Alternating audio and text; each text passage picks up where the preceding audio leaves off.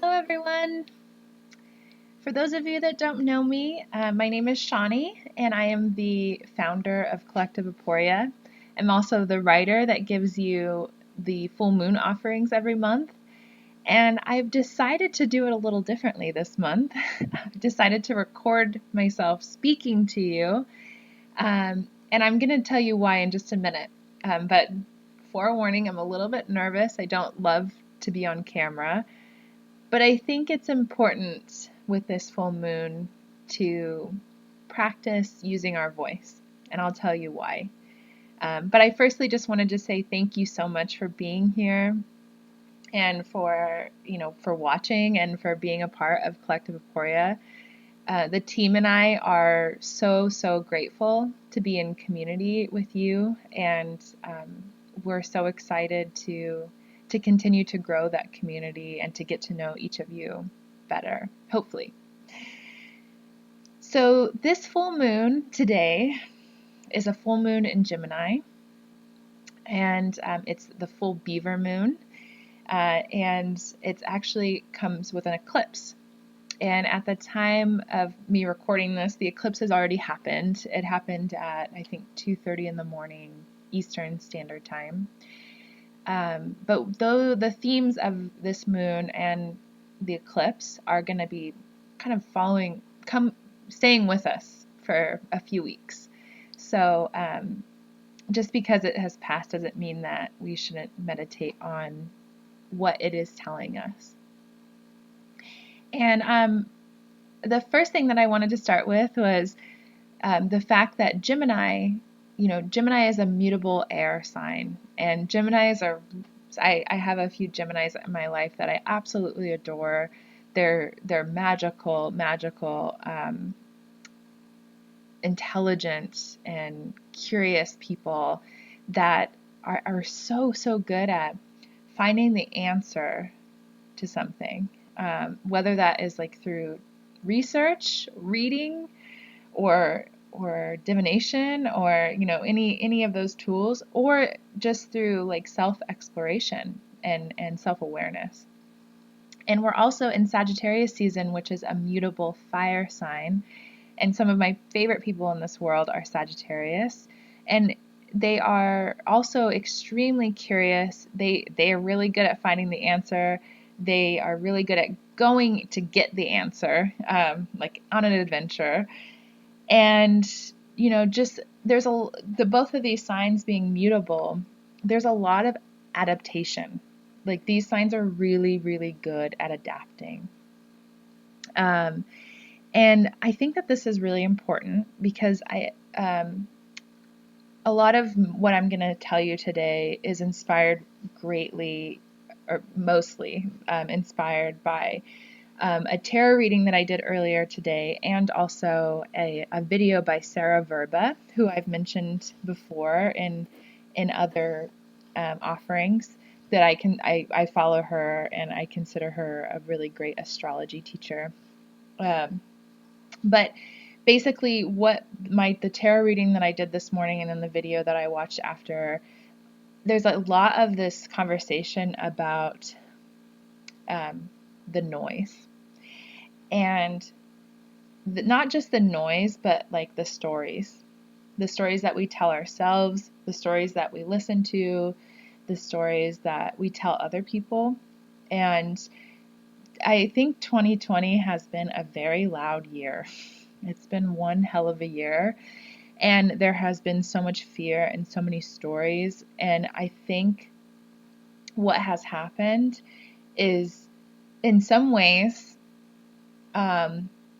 it's kind of manipulated the stories that we need, the stories of ourselves that we need to hear. Those stories have been manipulated, and it's also, it's kind of dissuaded us from reviving those stories, those narratives of ourselves. I think we've lost a lot of curiosity and hope because we can't really plan for anything right now. It's hard to look into the future. It's hard to even know if you're going to be able to, go to the grocery store next week, let alone like make plans and create a new narrative of like, this is what I want my future to look like. This is the changes that I want to grow towards. And I think one way to combat this noise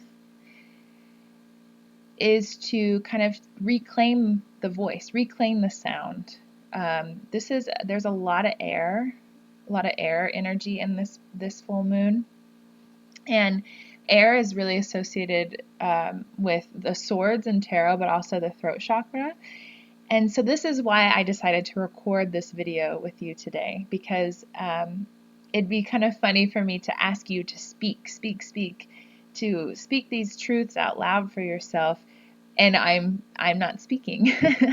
So I wanted to join in this practice with you, even though it's very nerve-wracking for me, and encourage you in this full moon to take a look at your narratives, take a look at the stories that you have constructed for yourself. Take a look at the stories that are being constructed for you, and know that you have power over those. And Sarah Verba brought up a really, really beautiful point about this, in that it's not always about like the big stories, the big like monumental changes that you need to make. She said in the video, what does your ideal morning look like? Like, how can that narrative change? And I really love this idea of like the mundane, changing the narrative of the mundane. I've recently been doing some changes in my day-to-day routine, and it's actually been so enlightening and incredibly difficult to change, certain habits. Not because it's a habit, but because when you start to think about why you do these things, you have to look back to figure out why it started. And that also requires you to be aware of the vulnerabilities that pushed you to cope in that particular way. And we're taught that vulnerability is weak, but actually it's a strength, and it's something that we have to remind ourselves of all the time, that our vulnerabilities are our strengths. So yes, there's a lot. I encourage you this full moon to take stock of the stories and the narratives that you tell yourself every day, like when you wake up, when you brush your teeth, when you're making art, when you're making love, when you're cooking food, like that little whisper that's always with you, and how that voice can be a tool for you. How can we rewrite or edit, or just like throw the old one out and get a new one?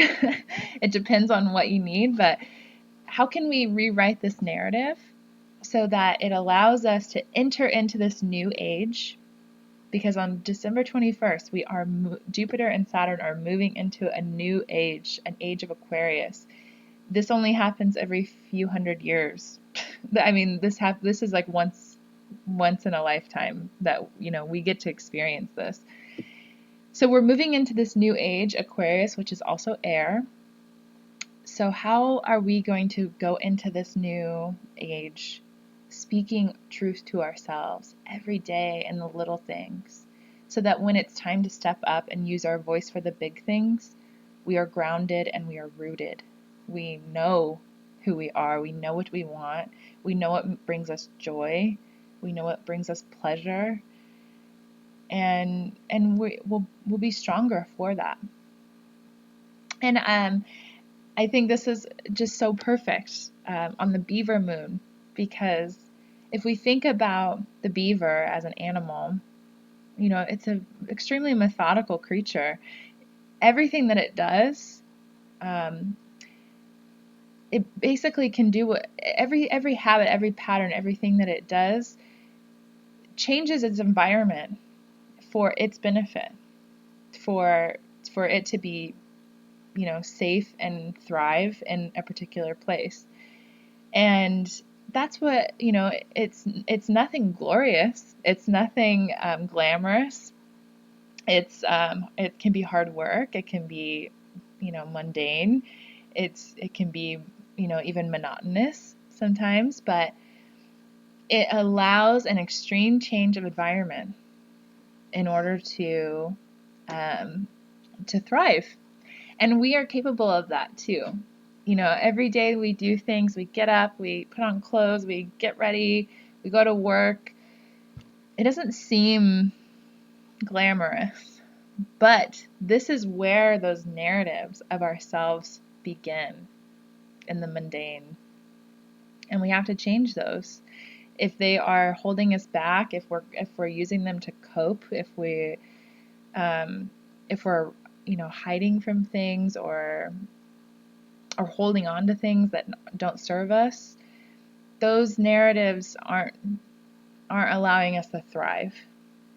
So just think of the steadfastness of the beaver as well. And I encourage you that when you start to think about what a new narrative looks like and what it sounds like, to speak it. This is another reason why I wanted to speak to you today, is just to remind you how powerful saying things out loud is. We see it in spiritual practices with incantations and spells and prayer and chants and mantras. And we also just see it in everyday life. The first time you tell someone you love them, it's powerful. It's a very powerful thing. So when you write this new narrative for yourself, I encourage you to speak it. It doesn't have to be to anyone but you. But sometimes when we say things out loud, they have a different energy. That energy can move in a different way. And we can hear it. And we can know that it's an intention that we're setting for ourselves. Okay. So I think I covered all I wanted to about the moon. So now let's go ahead and move on to our tarot reading. I don't want to take up too much of your time on this video. I know we're all very busy. So again, I'm reading from the Mary L. Tarot deck by Marie White. And let's just see what card wants to come out here. Just shuffle it a little bit.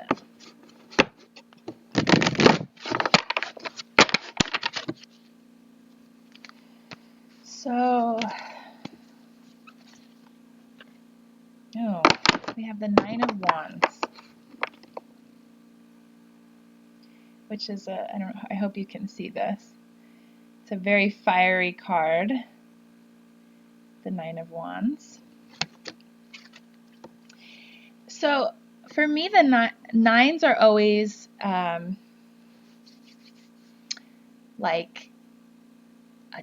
a challenge necessarily. Well, maybe it's a bit of a challenge, so you're almost to the 10. It's like that final stretch of the marathon where you see the light at the end of the tunnel, but your body and your mind are tired and you have to push to get there, but you have that strength in you to get to the 10.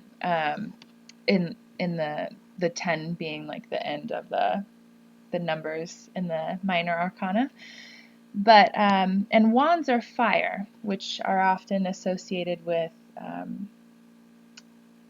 creativity and passion and sexuality and really like sensual, like in the body, but also like action as well. So I just want to briefly check in, because I've been studying with Rachel Pollack's 78 Degrees of Wisdom, and I feel like it's adding a whole other dimension to my understanding of the tarot. For me, this card, the Nine of Wands, is, well, let's just see what she says. I'll shut up. I feel like I'm rambling a little bit. Sorry, give me just a moment, please. Okay. So, yes, the nines show how suits deal with problems. So that kind of last stretch. that I was talking about, and compromises. Fire implies great strength and physical power, mental alertness. Let's see.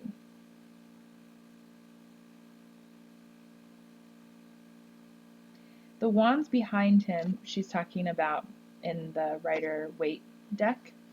The Nine of Wands is pictured with the wands behind a man. Can represent his resources in life or else his problems looming up behind him. Either way, he's ready for the next fight. Whether by necessity or habit, he has closed off awareness of life beyond conflict and now looks only for the next fight. While his eyes only see the enemy, sometimes even after the enemy, while his eyes see only the enemy, sometimes even after the enemy has surrendered. So this is interesting, and again, like I said, this book has been adding a whole other layer to the tarot for me. So Rachel Pollack is talking about the fact that, you know, wands are often really associated with conflict, which was I never really thought of them that way. Like, there are conflict cards in each suit, but I didn't associate wands necessarily with conflict. But I think what we can learn from this is we might need, like I said about myself and changing some habits, and how I've had to look back on my past selves to figure out why I have the habits that I have. And sometimes that's really difficult to do because it forces us to look at our vulnerabilities and then the ways we cope with vulnerability. And sometimes we cope with vulnerability with conflicts or bad habits or whatever or negativity or self-doubt or whatever that looks like. So maybe this card is asking us, to look back to see what it is we are gaining life from, like gaining our creativity and our passion from. What about that life source needs to be left behind, like with that eclipse energy? What about that is not serving us, is actually maybe harming us a little bit? And also, me kind of adding in my own interpretation of the Nine of Wands, how can we pull from our reserve of creativity and passion? How can we find that again to get through this last stretch of 2020 and to like start anew? How can we pull from our bellies, that creativity and fire to create this new narrative for ourselves, to get to the 10, to have this place of celebration and hope and curiosity. We are capable of it. It isn't lost. And it feels like 2020 has tried to steal it from us in some way, but it's not lost. We have that within us. We just might have to push just a little bit harder, just a little bit further maybe to find it again. So I hope that helps give you some clarity. And the last thing is I'm going to you do bibliomancy with this book that came to me recently. It's called Original Kink by Juby Ariola Headley, and it's a beautiful, beautiful book. It made me tear up a few times, and I think that it does. I chose this book for our bibliomancy because I think that it does a really beautiful job. In so many ways, it's a really beautiful exploration of rewriting our narratives. Like, how do you rewrite narratives of identity? How do you rewrite narratives of family, of pleasure, of sexuality, and I think that this book does that really beautifully. So I encourage you to check it out. But let's see what this book wants to tell us here. Okay, So this is the chosen one. This is on page 26. The chosen one. Winds worry his bones to trouble, to plunder, to predator. Him, a failing structure, his thundering creaks and groans, aping faded floorboards. His only act of creation, sharp words, producing patterns in flesh, siren song, sick symphony, coated in bile and blood. Swollen punchline, yawning toward forgotten, this inevitable settling, come of rot, of ruin, of gluttony, stench, of sycophant. Read wretch in his entrails. Croon into the chaos, he says, count 5 between lashes. Swaddle bruises and bedsheets and better days. Resist, prolong the pain. This, how tyrannies are built, like lullabies. Thank you so much. Have a wonderful full moon. Please take care of yourself. And if you are needing, that space for creativity and community, please check out our workshops. We have workshops every month, and we're going to be releasing the 2021 workshop schedule soon. So if you're looking for that, those little ways to change your environment so you are more creative and more at peace, maybe that's a way you can do it. I hope to see you there. Thank you so much again for listening, and I'll talk to you soon.